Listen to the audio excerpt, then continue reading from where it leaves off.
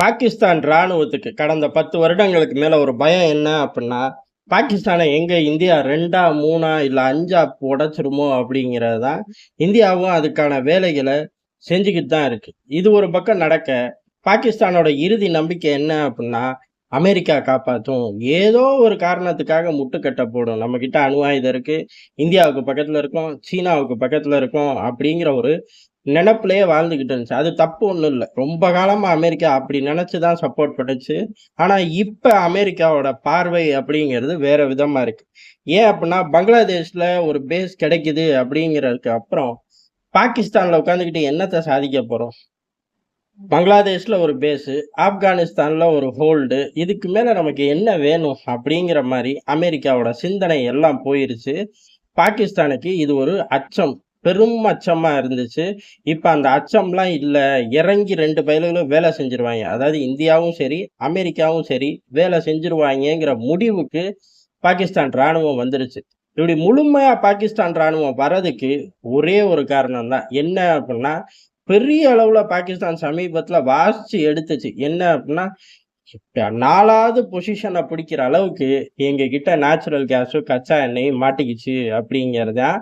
அது மாட்டிக்கிச்சு அப்புட்ன்னா, அப்பவே நம்ம சொன்னோம், அமெரிக்கா விடாது, வந்திருக்கும் அப்படிங்கிறது தான். அமெரிக்கா கண்ல மீறி மண்ணுக்குள்ள இருக்கிற வளத்த எந்த நாட்டாலயும் எடுக்க முடியாதுங்கிறது எதார்த்தமான உண்ம. அப்படி இருக்கும்போது அந்த பக்கம் எட்டி கூட அமெரிக்க ஆட்கள் பார்க்கல. அமெரிக்க ஆட்கள் பார்க்கலன்னோனே, பெரிய அளவு ஒரு குஷிக்கே போயிட்டாய்ங்க முட்டா பயலுக. ஏன் அப்புட்ன்னா, அமெரிக்காவோட பார்வை நம்ம மேல இல்ல. நம்ம தப்பிச்சுக்கலாம் அப்படிங்கிற எண்ணம். ஆனா, உலகத்துல உள்ள எந்த கம்பெனியுமே அந்த சைடே வரல.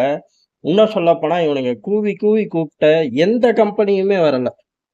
ஏன் அப்படின்னா 2 ரீசன் தான். இவர்கள் கண்டுபிடிச்ச அளவு அங்க இருக்குமா அப்படிங்கிறது வாய்ப்புகள் மிக மிக குறைவு. அப்படியே இருந்தாலும், இல்ல அவங்க கண்டுபிடிச்சதுலருந்து பாதி இருக்கு. ஏதோ ஒண்ணு இருக்குல்ல, எடுத்துக்கலாம்ல அப்படின்னு ப்ராஜெக்ட் ஆரம்பிச்சோம்னா, ஆப்கானிஸ்தானுக்குள்ள சீனா ப்ராஜெக்ட் ஆரம்பிச்சு எப்படி தத்தளிக்குதோ, பாகிஸ்தானுக்குள்ளேயே சீனா ப்ராஜெக்ட்கள் ஆரம்பிச்சு எப்படி தத்தளிக்குதோ, அதுக்கு கொஞ்சமும் குறையாம நம்மளும் தத்தளிக்கணுங்கிற 2 காரணத்துக்காக அந்த ப்ராஜெக்ட்ட எட்டி கூட ஒரு பயலும் பார்க்கல. ஆனா இது மேலோட்டமா இருக்கக்கூடிய காரணம், பாகிஸ்தான் ராணுவம் என்ன நெனச்சிருச்சு, மறைமுகமா ஒரு பயலும் எட்டி பார்க்காத காரணம் அமெரிக்கா தான். அப்ப அமெரிக்கா நம்மள விரட்டி விட பாக்குது.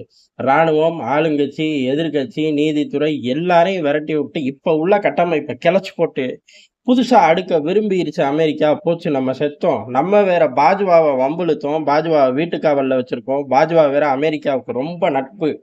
அதனால இந்த என்டையர் சிஸ்டத்த கிளச்சு போட்டு, பாஜ்வா தலைமையிலயோ, இல்ல வேற ஏதோ ஒரு அமெரிக்காவுக்கு பிடிச்ச ஒரு சிஸ்டத்த பாகிஸ்தானுக்குள்ள உருவாக்க, அமெரிக்கா, இந்தியா போன்ற நாடுகள் தயாராயிருச்சாட்டுக்கு. அமெரிக்கா தயாராயிருச்சுன்னா, இந்தியாவுக்கு இன்னும் கொஞ்சம் சுலபமா வழி கிடைக்கும். இடைஞ்சல்கள் குறையும்.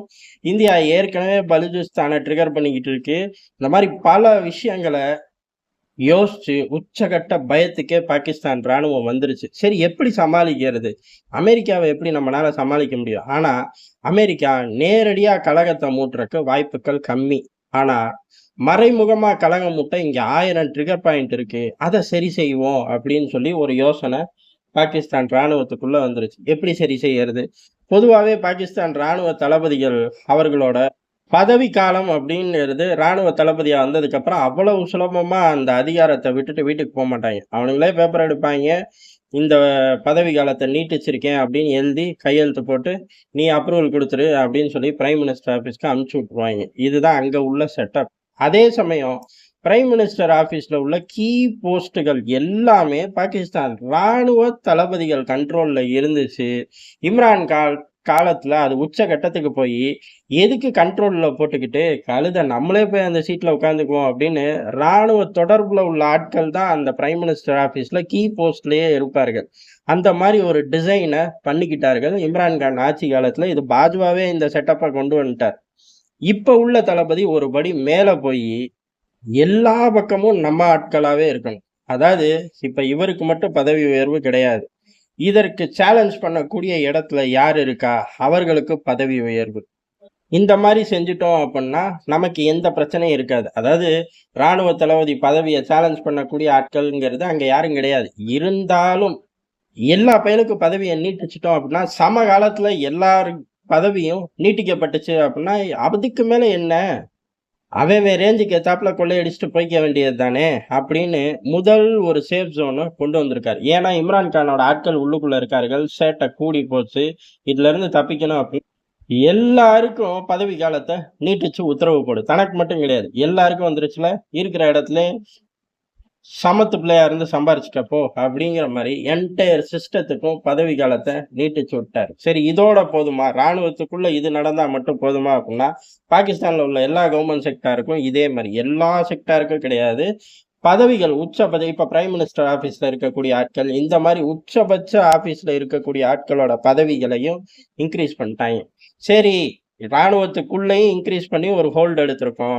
அதே மாரி பிரைம் மினிஸ்டர் ஆபீஸ் முக்கியமான கவர்ன்மென்ட் செக்டார்லயும் இன்கிரீஸ் பண்ணது மூலியமா, நமக்கு விசுவாசமா இருக்கிறாய்ங்களோ இல்லையோ, கூட நாள் கொள்ளையடிக்கிறக்கு அமைதியா இருப்போம் அப்படிங்கிற மாரி கூட இருப்பாய்ங்க. 2 விஷயத்துல ஏதோ ஒரு விஷயத்துல சேர்ல போய் உட்கார்ந்து நமக்கு ஸ்மூத்தா ஒரு ரூட் கிடைக்கும் அப்படிங்கிற ஒரு யோசனை.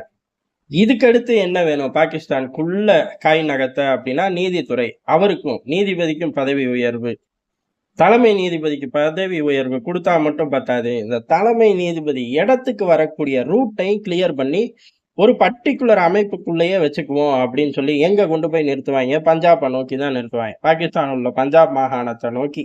அதுல பொறந்து வளர்ந்தவன் மட்டுமே இந்த நீதித்துறையில உச்சபட்ச பதவிக்கு டிராவல் பண்ற மாரி சிஸ்டத்தையும் மாத்தி தொலைச்சுருவோம். இப்ப ராணுவம், அரசாங்கம், நீதித்துறை எல்லாத்துலயும் சமமா கால நீடிப்பு பண்ணிட்டேன்.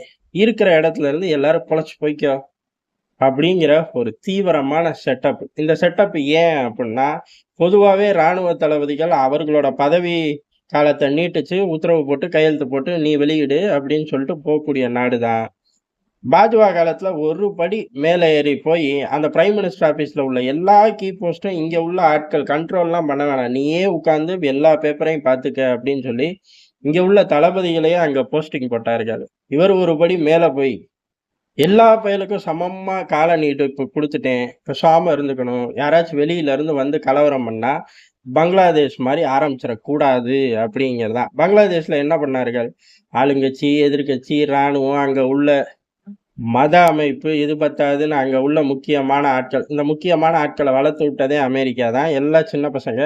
ஆனா பெரிய அளவுல பெரிய பசங்க மாரி பதவியில உட்கார்ந்து இன்னைக்கு வரையும் ஒரு செங்கக்கல்ல கூட நகர்த்தி வைக்கல. இது பத்தாதுன்னு இந்த கூட்டத்துக்கு தலைமை யாரு அப்படின்னா, நோபல் பிரைஸ் எல்லாம் குடுத்து, அதுவும் அவர்கள் வளர்த்தது தான். அவனுங்க அமெரிக்கா வளர்க்கறது எல்லாமே உருப்படாத டிக்கெட்டுங்க தான். அதுல கொஞ்சமும் சந்தேகப்பட வேணாம். அந்த மாரி இங்க எந்த டிக்கெட்டுகளும் அவர்கள் கையில சிக்கக்கூடாதுங்கிறக்காக, ராணுவம் சமமா பிரிச்சு குடுத்திருக்கு.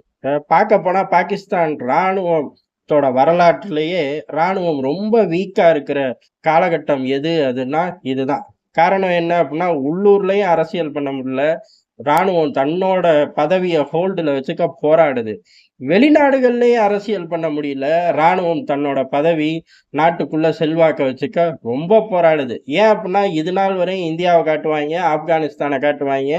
சீனா கூட அப்படி பேசிக்கிட்டு இருக்கேன் அப்படிங்கிற மாரி, வெளியில உலகத்துல உள்ள மத்த நாடுகள்ல கரெக்ட் பண்ணிக்கிட்டு இருந்தார்கள்.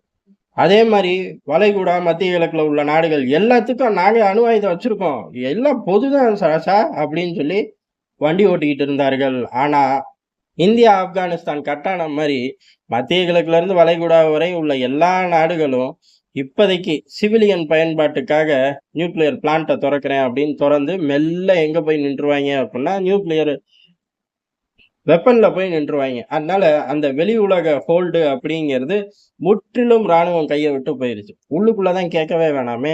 நம்மளே ரொம்ப காலம் பார்த்துக்கிட்டு இருக்கோமே! இம்ரான் கானோட செல்வாக்கு வளருது. பாகிஸ்தான் ராணுவத்துக்கு அவருக்கு ஈக்குவலா இம்ரான் கானுக்கு ஈக்குவலா ஒரு ஆள கரெக்ட் பண்ண கூட முடியல. சரி தானே மிகப்பெரிய ஆள் அப்படின்னு சொல்லலான்னு பார்த்தாலும், இப்ப உள்ள தளபதிக்கு அதுக்கான மைலேஜும் எடுக்க முடியல. இந்த காலகட்டத்துல தான் அமெரிக்கா கிளச்சு போட்டுரும். இந்தியா கிளச்சு போட்டா அமெரிக்கா தடுக்காதுங்கிற பயம் பாகிஸ்தான் ஆட்டி வைக்க ஆரம்பிச்சிருச்சு பாகிஸ்தான் ராணுவத்த.